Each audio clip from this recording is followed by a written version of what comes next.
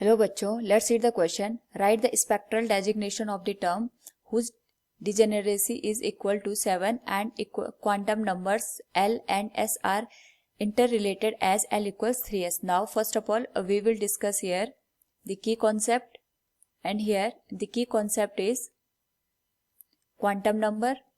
तो हमारे पास जो क्वांटम नंबर होते हैं वो हमें पोजीशन बताते हैं किसी भी इलेक्ट्रॉन की इन एन एटम.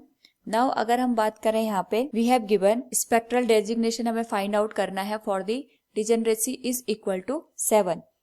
नाउ अगर हम बात करें यहाँ पे डिजेनरेसी की, it is given as 2j+1. यहाँ पे हमारे पास जो j होता है इट इज टोटल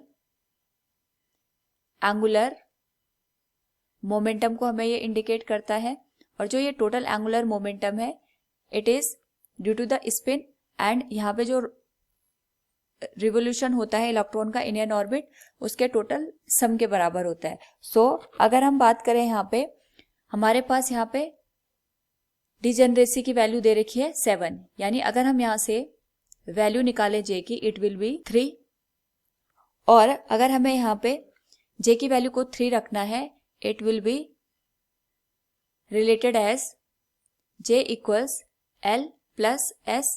यहाँ पे जो j होता है as I mentioned earlier, total angular momentum it is the sum of, एक तो स्पिन की वजह से, दूसरा यहाँ पे रिवोल्यूशन की वजह से जो मोमेंटम हमें मिलता है.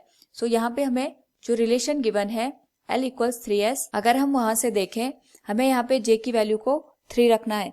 सो यहाँ पे जो S की वैल्यू है या तो ये इंटीग्रल होगी या तो ये हाफ इंटीग्रल के फॉर्म में हमें यहाँ पे देखने को मिलेगी. तो अगर हम यहाँ पे S की वैल्यू को 0 कर दें तो हमें यहाँ पे L की वैल्यू भी 0 हो जाएगी, लेकिन जो कि हमारे पास J की वैल्यू यहाँ पे 0 नहीं है. J की वैल्यू हमें यहाँ पे 3 के इक्वल रखनी है.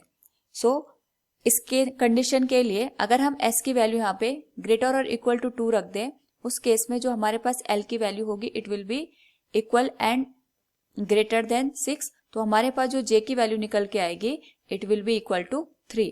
सो अगर हम यहाँ पे इसकी स्टेट को फॉर्म करेंगे या इसके स्पेक्ट्रल डेजिग्नेशन को देखेंगे it will B 3f3. Hope all you understood it. Thank you and best of luck.